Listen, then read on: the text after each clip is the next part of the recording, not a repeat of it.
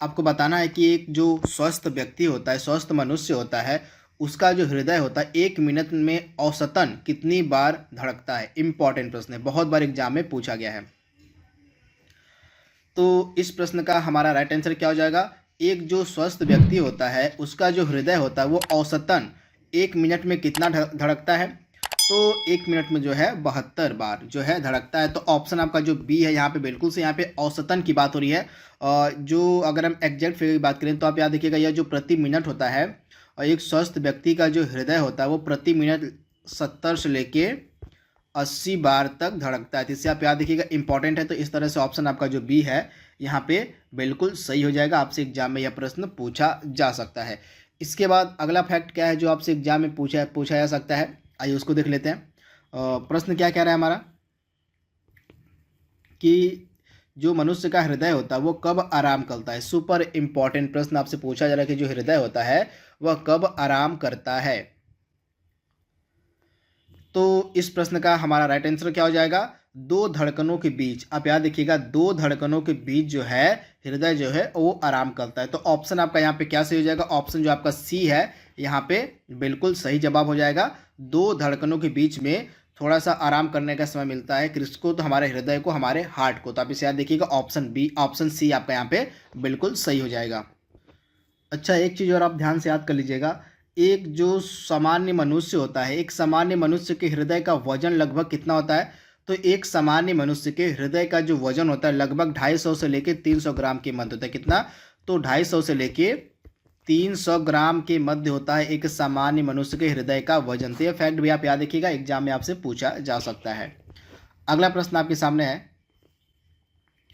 निम्नलिखित में से कौन सा लक्षण हार्ट अटैक यानी कि हृदय घात का नहीं है? आपसे पूछा जा रहा है कि हार्ट अटैक का इसमें से कौन सा लक्षण नहीं है। इंपॉर्टेंट प्रश्न है। तो हृदय घात यानी कि हार्ट अटैक का इसमें से लक्षण कौन सा नहीं है? तो टांगों में दर्द जो है इसका लक्षण नहीं है। बाकी आपके जो तीनों ऑप्शन दिए गए हैं, सीने में दर्द, बाह में दर्द तथा झंझनाहट, इसके अलावा आपका हो जाएगा यहाँ पे झंझनाहट है, और इसके अलावा पसीना एवं जी मचलना, ये तीनों इंपॉर्टेंट लक्षण है किसके? तो आपके हृदय घात यानी कि हार्ट अटैक के। लेकिन टांगों में जो दर्द वाला लक्षण है यह हृदय घात का लक्षण नहीं है। तो आप इसे याद देखिएगा, ऑप्शन आपका डी यहाँ पे बिल्कुल सही हो जाएगा। अगला प्रश्न आपके सामने है, और हृदय में कितने वक्ष होते हैं? आपसे पूछा रहा है कि जो मानव का हृदय होता है, मनुष्य का जो हृदय होता है उसमें कितने वक्ष यानी कि कक्ष पाए जाते हैं? आपसे पूछा जा रहा है। तो मनुष्य के हृदय में कितने वक्ष होते हैं? तो टोटल 4 वक्ष होते हैं। तो आप इसे याद रखिएगा, ऑप्शन जो आपका यहाँ पे बी है बिल्कुल सही हो जाएगा। टोटल 4 जो वक्ष होते हैं वे मनुष्य के हृदय में होते हैं। तो इनके बारे में आपको याद रखना है, इंपॉर्टेंट है, आपसे एग्जाम में यह पूछा जा सकता है।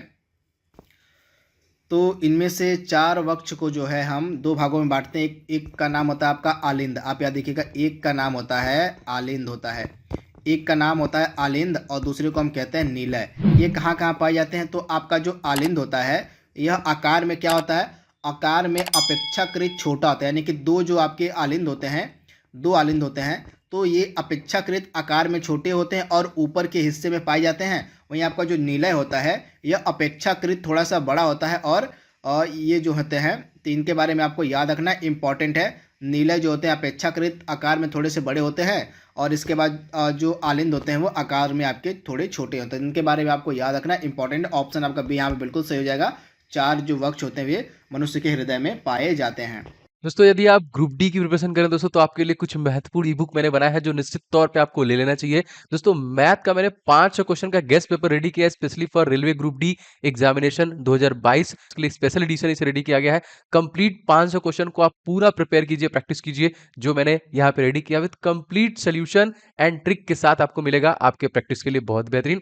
और सर दोस्तों जीके जीके के जितने भी टॉपिक बनते हैं उन सभी को एक साथ आपका पूरा जीके स्टडी जीके बाहर जाएगा नहीं, अप्रोक्सीमेटली 10 नंबर के आपके परीक्षा में पूछे जाते हैं, तो सब कुछ आप इसी से कवर कर पाएंगे। ये दोनों ई बुक बहुत इंपॉर्टेंट है। एंड साइंस का पोर्शन दोस्तों इसके लिए स्पेशली मैंने 1001 क्वेश्चन जो अति संभावित, जो बार बार क्वेश्चन रिपीट किया गया है, इस ई बुक को मैंने रेडी किया है स्पेशली फॉर ग्रुप डी आपकी परीक्षाओं के लिए। और इन सभी प्रश्नों के डिटेल के साथ मैंने इस ई बुक में आपके लिए डिलीवरी दी है जो आपको बहुत हेल्प करेगा। बस फटाफट लेके आपको रिवीजन स्टार्ट करना है। दोस्तों इन सभी ई बुक्स के लिंक आपको डिस्क्रिप्शन बॉक्स में मिल जाएंगे, फटाफट ले लीजिए और सारे के प्रैक्टिस और इन सभी का रिवीजन स्टार्ट कीजिए। तो लिंक डिस्क्रिप्शन बॉक्स में इसका मिल जाएगा। अगला प्रश्न आपके सामने है, हृदय स्पंदन एक विद्युत तरंग द्वारा निष्पादित होता है जो उपस्थित, यानी कि हृदय का जो स्पंदन होता है एक विद्युत तरंग के द्वारा निष्पादित किया जाता है। तो आपको बताना है कि वह जो विद्युतीय तरंग होती है कहाँ से उपजती है। तो आपकी यह जो विद्युतीय तरंग होती है कहाँ से उपजती है, तो यह उपजती है आपके हृदय से, यानी कि हार्ट से, यानी कि ऑप्शन आपका यहाँ पे जो आपका बी है यहाँ पे बिल्कुल सही हो जाएगा, हृदय से। आप इसे याद रखिएगा, ऑप्शन बी आपका बिल्कुल सही है। अगला प्रश्न आपके सामने है जो कि काफ़ी इंपॉर्टेंट है।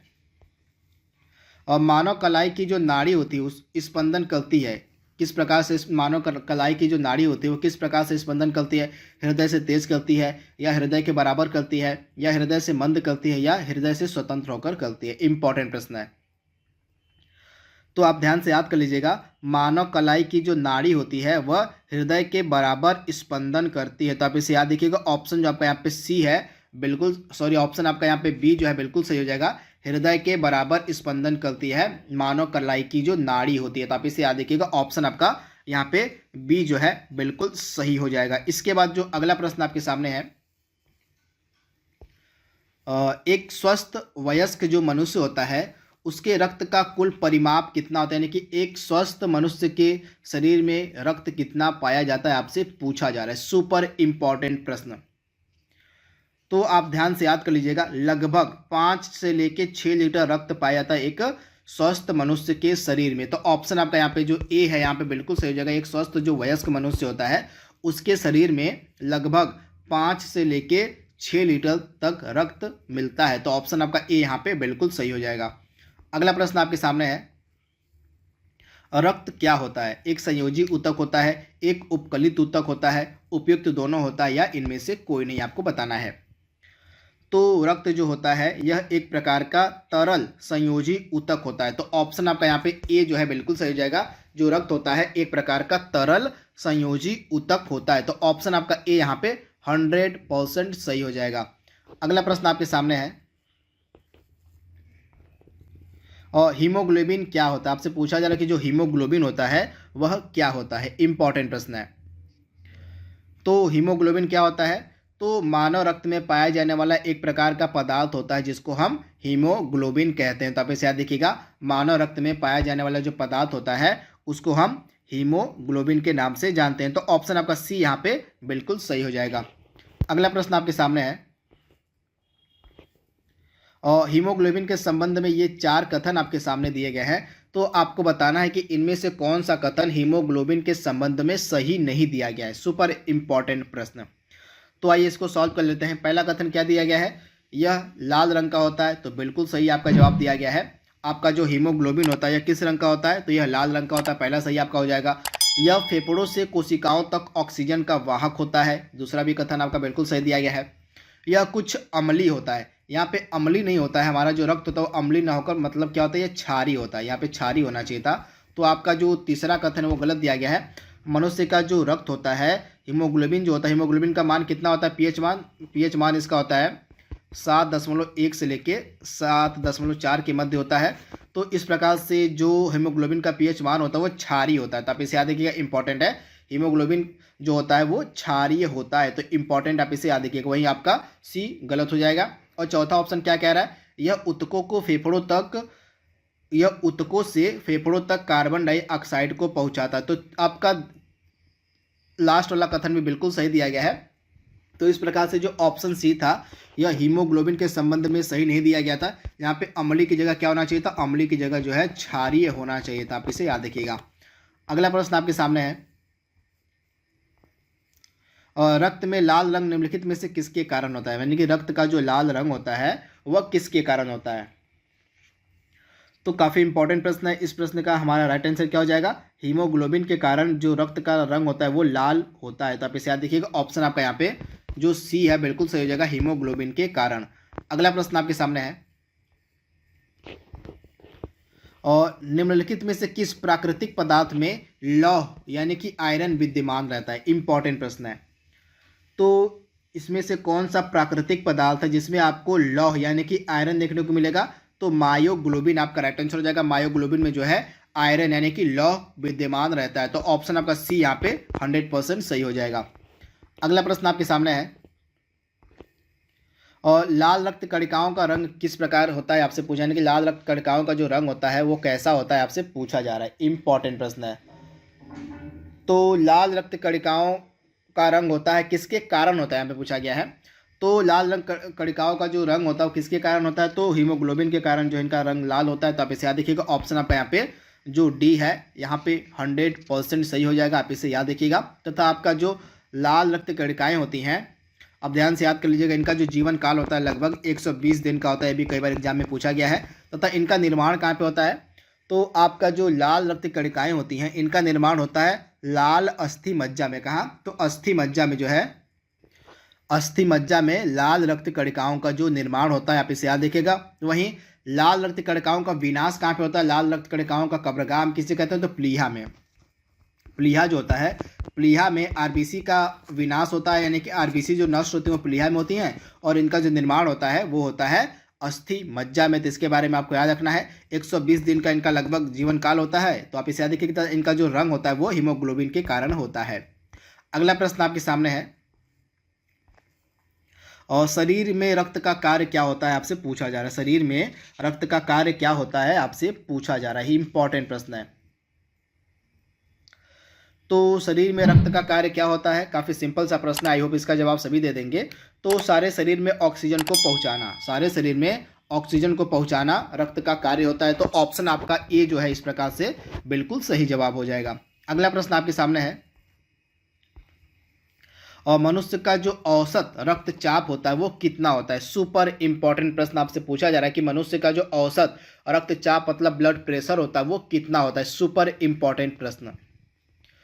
तो आप ध्यान से याद कर लीजिएगा, मनुष्य का जो औसत रक्तचाप होता है वो 120/80 होता है। कितना, 120/80 होता है मनुष्य का एक औसत रक्तचाप। तो इसके बारे में आपको याद रखना है, भूलना नहीं है, आपसे एग्जाम में पूछा जा सकता है यह प्रश्न। अगला प्रश्न आपके सामने है, और इनमें से रक्तदाब का मात्रक कौन सा, यानी कि जो ब्लड प्रेशर होता है आपका वह किसकी सहायता से मापा जाता है आपसे पूछा जा रहा है। इंपॉर्टेंट प्रश्न, डायरेक्टली आपसे एग्जाम में पूछा जा सकता है। तो रक्तदाब को मापने वाला यंत्र कौन सा होता है, तो स्फिग्नोमैनोमीटर। आप याद देखिएगा, स्फिग्नोमैनोमीटर की सहायता से जो आपका रक्तदाब है वह मापा जाता है। तो ऑप्शन आपका बी यहाँ पे 100% सही हो जाएगा। अगला प्रश्न आपके सामने है, और किसी व्यक्ति का रक्तचाप मान लीजिए 140 mmHg है। तो आपको बताना है इसमें से Hg का मतलब क्या होता है, Hg का तात्पर्य क्या होता है, आपसे पूछा जा रहा है। इंपॉर्टेंट प्रश्न है। तो मान लीजिए किसी व्यक्ति का जो आपका ब्लड प्रेशर है 140 mmHg है, तो इसमें Hg का मतलब क्या होता है, तो Hg का मतलब होता है मरकरी, यानी कि पारा से। तो ऑप्शन आपका यहाँ पे बी जो है बिल्कुल सही हो जाएगा। Hg का तात्पर्य होता है आपका मरकरी, यानी कि पारा से। तो इसके बारे में आपको याद रखना है, भूलना नहीं है। अगला प्रश्न आपके सामने है, और जब एक व्यक्ति वृद्ध होते जाते हैं, मान लीजिए कोई व्यक्ति है जब वृद्ध होते जाता है उस समय समय के साथ, तो आपको बताना है कि सामान्यतः उनके रक्तदाब में क्या परिवर्तन देखने को मिलता है। जब व्यक्ति वृद्ध होते जाते हैं तो उनके रक्तदाब में क्या परिवर्तन देखने को मिलता है, तो उनका जो रक्तदाब होता है वह जो है बढ़ जाता है, यानी कि ब्लड प्रेशर जो है बढ़ जाता है। जैसे जैसे उम्र बढ़ने लगती है, उम्र के बढ़ने के साथ जो मनुष्य का ब्लड प्रेशर होता है वह बढ़ने लगता है। तो इसके बारे में आपको याद रखना है। ऑप्शन आपका यहाँ पे जो सी है बिल्कुल सही हो जाएगा, बढ़ जाता है। तो आप इसे याद रखिएगा। अगला प्रश्न आपके सामने है, हमारे शरीर में रक्त का दाब वायुमंडलीय दाब से कम होता है, वायुमंडलीय दाब से अधिक होता है, वायुमंडलीय दाब के बराबर होता है, या इनमें से कोई नहीं। आपको बताना है कि हमारे शरीर का जो रक्त का दाब होता है इनमें से क्या होता है।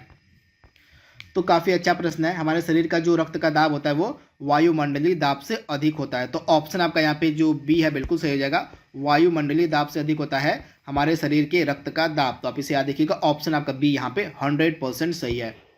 अगला प्रश्न आपके सामने है, और निम्नलिखित में से किस रक्त को हम सार्वत्रिक दाता यानी कि यूनिवर्सल डोनर कहते हैं, यानी कि आपका वह कौन सा रक्त वर्ग है जिसको हम यूनिवर्सल डोनर के नाम से जानते हैं, यानी कि वह सभी रक्त समूह को अपना रक्त दे सकता है। आपसे पूछा जा रहा है, इंपॉर्टेंट प्रश्न है। तो यूनिवर्सल डोनर सार्वत्रिक दाता हम किसे कहते हैं, तो रुधिर वर्ग जो ओ होता है, रुधिर वर्ग ओ को हम सार्वत्रिक दाता के नाम से जानते हैं। तो ऑप्शन आपका यहाँ पे ओ यानी कि सी वाला ऑप्शन जो है आपका बिल्कुल सही हो जाएगा।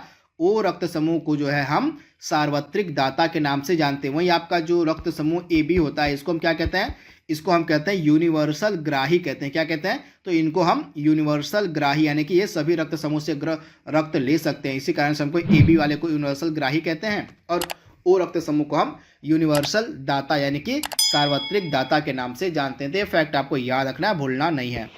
इसके बाद अगला प्रश्न आपके सामने है, वर्ग जो रुधिर वर्ग ए बी होता है, रक्त वाला व्यक्ति किसी ऐसे व्यक्ति से रक्त ले सकता है जिसका रक्त वर्ग क्या होगा। आपसे मैंने अभी बताया है कि अगर किसी व्यक्ति का रक्त वर्ग ए बी है तो वह किसी भी यानी कि ए से ले सकता है, बी से ले सकता है, ओ से यानी से किसी भी रक्त वर्ग से रक्त ले सकता है। इसी कारण से जो आपका रक्त वर्ग ए बी होता है उसको हम यूनिवर्सल ग्राही के नाम से जानते हैं। तो कोई भी वर्ग का रक्त ले सकता है ए बी वर्ग वाला व्यक्ति। तो आप इसे याद देखिएगा, ऑप्शन आपका डी यहाँ पे बिल्कुल सही जवाब हो जाएगा, कोई भी वर्ग से। अगला प्रश्न आपके सामने है,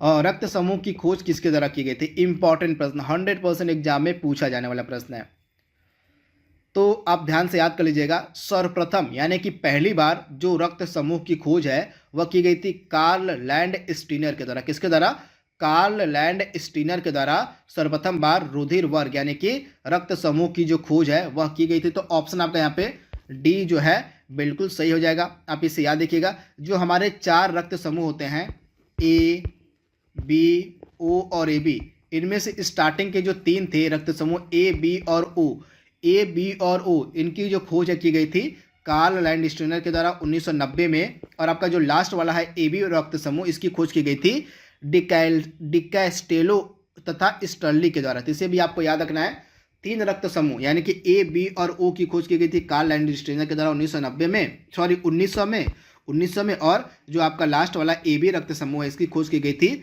डिकैस्टेलो। आप नोट डाउन कर लीजिएगा, डिकैस्टेलो तथा स्टर्ली के द्वारा। तो ये फैक्ट आपको याद रखना है। अगला प्रश्न आपके सामने है जो कि इंपॉर्टेंट है, आरएच कारक का नाम संबंधित एक प्रकार के कपी से, बंदर से, मानव से या चूहा से। इंपॉर्टेंट प्रश्न है। तो आरएच कारक का नाम किससे संबंधित है, तो यह एक प्रकार के बंदर से संबंधित है। तो राइट आंसर आपका क्या हो जाएगा, ऑप्शन जो आपका यहाँ पे दिया गया है बी यानी कि बंदर से संबंधित है आरएच कारक का नाम। तो आप इसे याद देखिएगा, इंपॉर्टेंट प्रश्न है, बहुत बार एग्जाम में पूछा गया है। अगला प्रश्न आपके सामने है, और किसी एक सामान्य मनुष्य के रक्त का पीएच स्तर कितना, यानी कि मनुष्य के रक्त का जो पीएच मान होता है वो कितना होता है। और इंपॉर्टेंट प्रश्न है। तो ऑप्शन सी 7.35 से लेके 7.45 के मध्य होता है आपके मनुष्य के शरीर का रक्त का पीएच स्तर। तो आप इसे याद देखिएगा, ऑप्शन जो आपका यहाँ पे सी है बिल्कुल सही हो जाएगा। इसी कारण से जो हमारा रक्त होता है उसको हम क्षारीय कहते हैं। तो इसे आप याद देखिएगा, इंपॉर्टेंट है। और अगला प्रश्न आपके सामने है, और प्रतिजन की मूल विशेषता क्या होती है। इंपॉर्टेंट प्रश्न है। प्रतिजन जो होते हैं इनकी जो मूल विशेषता है आपसे पूछी जा रही है। तो प्रतिजन का मेन कार्य क्या होता है, तो जो प्रतिजन होते हैं ये प्रतिरक्षियों के निर्माण को प्रेरित करते हैं, यानी कि प्रतिरक्षी यानी कि एंटीबॉडी का निर्माण करते हैं, यानी कि प्रतिरक्षियों का निर्माण करते हैं आपके ये एंटीजन जो होते हैं। तो ऑप्शन आपका जो बी है यहाँ पे बिल्कुल सही है, प्रतिरक्षियों के निर्माण को प्रेरित करते हैं आपके जो होते हैं प्रतिजन यानी कि एंटीजन। तो ऑप्शन आपका बी यहाँ पे बिल्कुल सही जवाब हो जाएगा। इसके बाद जो अगला प्रश्न आपके सामने है, और शरीर में निम्न में से कौन सा संक्रमण से हमारी रक्षा करता है। तो इंपॉर्टेंट प्रश्न है, हजारों बार एग्जाम में पूछा गया प्रश्न है। तो हमारे शरीर में संक्रमण से रक्षा कौन प्रदान करता है, तो हमारे शरीर में संक्रमण से रक्षा जो है कौन करता है, तो वाइट ब्लड सेल्स यानी कि जो श्वेत रक्त कणिकाएं होती हैं ये शरीर की संक्रमण से रक्षा करती हैं, इन्फेक्शन से रक्षा करती हैं। तो ऑप्शन आपका यहाँ पे जो बी है यहाँ पे बिल्कुल सही हो जाएगा, वाइट ब्लड सेल्स। इसके बारे में आपको याद रखना इंपॉर्टेंट है। तो इनका जो जीवन काल होता है, WBC का जो जीवन काल होता है यह कब कितना होता है, तो इनका जीवन काल होता है 10 से लेकर 13 दिन तक जो है लगभग आपके WBC का जीवन काल होता है। तो इसके बारे में आपको याद रखना है, इंपॉर्टेंट है। तथा इनका निर्माण कहाँ पर होता है, तो इनका जो निर्माण है यह कहाँ पर होता है, तो आप ध्यान से याद कर लीजिएगा। इनका निर्माण जो है कहाँ पर, तो अस्थि मज्जा में। कहाँ पर, तो अस्थि मज्जा में इनका निर्माण होता है। तो इसके बारे में आपका अस्थि मज्जा के अलावा प्लीहा में भी, अस्थि मज्जा के अलावा प्लीहा में भी जो है आपका और WBC का निर्माण होता है। अस्थि मज्जा हो गया, आप नोट डाउन कर लीजिएगा। अस्थि मज्जा के अलावा प्लीहा हो गया आपका, प्लीहा, अस्थि मज्जा, प्लीहा हो गया। इसके बाद लसिका जो गांठें होती हैं, इसके अलावा जो थाइमस ग्रंथि होती है, इनमें भी जो आपका WBC है उसका निर्माण होता है। तो आप इसे याद रखिएगा, इंपॉर्टेंट प्रश्न आपसे एग्जाम में पूछा जा सकता है। अगला प्रश्न आपके सामने है, रुधिर के प्लाज्मा में निम्नलिखित में से किसके द्वारा एंटीबॉडी का निर्माण किया जाता है, यानी कि एंटीबॉडी का निर्माण कौन करता है? तो आपका राइट आंसर क्या हो जाएगा? रुधिर के प्लाज्मा में जो एंटीबॉडी है उसका निर्माण करने का कार्य किसका है? तो इसका कार्य है लिम्फोसाइट्स जो होती हैं वे एंटीबॉडी का निर्माण करती हैं। तो आप इसे याद रखिएगा, लिम्फोसाइट्स आपका राइट आंसर हो जाएगा। इसके बारे में आपको याद रखना है। ऑप्शन आपका जो बी है यहाँ पे 100% सही जवाब हो जाएगा। अगला प्रश्न आपके सामने है, और निम्नलिखित में से कौन रक्त परिसंचरण में मदद करता है? इंपॉर्टेंट है। तो रक्त परिसंचरण में मदद कौन करता है? तो आप ध्यान से याद कर लीजिएगा, इसमें से जो लिम्फोसाइट्स है ये रक्त परिसंचरण में मदद करते हैं। तो आप इसे याद रखिएगा, इंपॉर्टेंट है। ऑप्शन जो आपका यहाँ पे बी है बिल्कुल सही हो जाएगा, लिम्फोसाइट। अगला प्रश्न आपके सामने है, मनुष्य के शरीर में लिम्फोसाइट्स का निर्माण कहाँ पर होता है? आपसे पूछा जा रहा है। तो लिम्फोसाइट्स का निर्माण कहाँ पर होता है? तो लिम्फोसाइट्स एक प्रकार के WBC होती हैं। आपको पता होना चाहिए कि जो लिम्फोसाइट्स होते हैं एक प्रकार के WBC यानी कि श्वेत रक्त कणिकाएं होती हैं। इनका निर्माण अस्थि मज्जा के अलावा जो है आपका मैंने बताया था प्लीहा में भी होता है। तो इसके बारे में आपको याद रखना है, प्लीहा और अस्थि मज्जा दोनों में जो है आपका लिम्फोसाइट्स यानी कि एक प्रकार का जो WBC उसका निर्माण होता है। तो इसके बारे में आपको याद रखना है। अगला प्रश्न आपके सामने है, रुधिर में श्वेत रक्त कणिकाएं यानी कि WBC आपसे पूछा जा रहा है कि रुधिर में यानी कि हमारे रक्त में श्वेत रक्त कणिकाओं की अगर संख्या अत्यधिक मात्रा में बढ़ जाती है तो उसको हम रोग विज्ञान की शाखा में रोग विज्ञान की भाषा में क्या कहते हैं? तो अत्यधिक मात्रा में उपस्थिति को हम रोग विज्ञान की भाषा में कहते हैं ल्यूकेमिया। तो आप इसे याद रखिएगा, ल्यूकेमिया को हम रक्त कैंसर भी कहते हैं, जिसमें जो आपकी WBC होती है उनकी संख्या आवश्यकता से अधिक बढ़ जाती है। आप याद रखिएगा, ल्यूकेमिया जो होता है आपका एक प्रकार का कैंसर होता है, रक्त कैंसर होता है, एक प्रकार का या ब्लड कैंसर होता है, जिसमें जो WBC होती हैं उनकी जो संख्याएं होती हैं आवश्यकता से अधिक बढ़ जाती है। तो इसके बारे में आपको याद रखना है। ऑप्शन आपका सी यहाँ पे बिल्कुल सही हो जाएगा, ल्यूकेमिया। अगला प्रश्न आपके सामने है, और लाल रक्त कणिकाओं का निर्माण कहाँ पर होता है? तो मैंने आपको बताया था अस्थि मज्जा में जो है लाल रक्त कणिकाओं का निर्माण होता है, और इनका विनाश कहाँ पर होता है? तो स्प्लीन, और हिंदी में इसको हम कहते हैं प्लीहा। प्लीहा को हम इसका RBC का कब्रगाह कहते हैं, और इनका निर्माण जो होता है अस्थि मज्जा में होता है। तो इसके बारे में आपको याद रखना है। इसके बाद अगला प्रश्न आपके सामने है, और WBC का बनना, मैंने आपको बताया जो WBC होता है यह आपका प्लीहा में भी बनता है और आपका अस्थि मज्जा में भी बनता है, दोनों में बनता है। तो WBC का निर्माण और RBC का विनाश कहाँ पर होता है? तो इसका राइट आंसर आपका हो जाएगा प्लीहा में। प्लीहा में जो है आपका WBC बनता है और प्लीहा में ही जो है RBC का विनाश होता है, यानी कि प्लीहा को हम RBC यानी कि रेड ब्लड सेल्स का कब्रगाह भी कहते हैं। तो इसके बारे में आपको याद रखना है। वहीं जो व्हाइट ब्लड सेल्स होती हैं उनका निर्माण प्लीहा में होता है। तो इसके बारे में आपको याद रखना है। अगला प्रश्न आपके सामने है, और प्लाज्मा में जल का प्रतिशत कितना होता है? तो प्लाज्मा में जो लगभग 90% है मात्रा वह जल की होती है। तो आप इसे याद रखिएगा, लगभग 90% जो होता है आपका जल मिलता है प्लाज्मा में। तो इसके बारे में आपको याद रखना है। ऑप्शन आपका सी यहाँ पे जो है बिल्कुल सही हो जाएगा, 90%। अगला प्रश्न आपके सामने है, और किस शारीरिक प्रक्रम से थ्राम्बिन का संबंध है? थ्राम्बिन का जो संबंध है यह किस शारीरिक प्रक्रम से है? तो जो आपका रुधिर का थक्का बनने की प्रक्रिया होती है, आप ध्यान से याद कर लीजिएगा, जो हमारे जो ब्लड की क्लॉटिंग का प्रोसेस होता है, यानी कि रुधिर के थक्का बनने की जो प्रक्रिया होती है उसी से संबंधित आपका होता है यह थ्राम्बिन। तो इसे आप याद रखिएगा, यानी कि ऑप्शन आपका यहाँ पे जो बी है बिल्कुल सही हो जाएगा। रक्त जमाव की प्रक्रिया से संबंधित होता है आपका थ्राम्बिन। तो इंपॉर्टेंट है। अगला प्रश्न आपके सामने है, और RBC का कब्रगाह यानी कि जो आपकी रेड ब्लड सेल्स होती हैं, लाल रक्त कणिकाएं होती हैं, उनका कब्रगाह हम किसे कहते हैं? तो मैंने आपको बताया था प्लीहा को जो है इनका कब्रगाह कहा जाता है। तो इसके बारे में आपको याद रखना है। अगला प्रश्न आपके सामने है, RBC का जीवन काल कितना होता है? लगभग 120 दिन होता है। मैंने आपको इसके बारे में बताया था, RBC का जो जीवन काल होता है लगभग 120 दिन का होता है। अगला प्रश्न आपके सामने है, और ए बी रक्त समूह की खोज किसके द्वारा की गई थी? इंपॉर्टेंट है।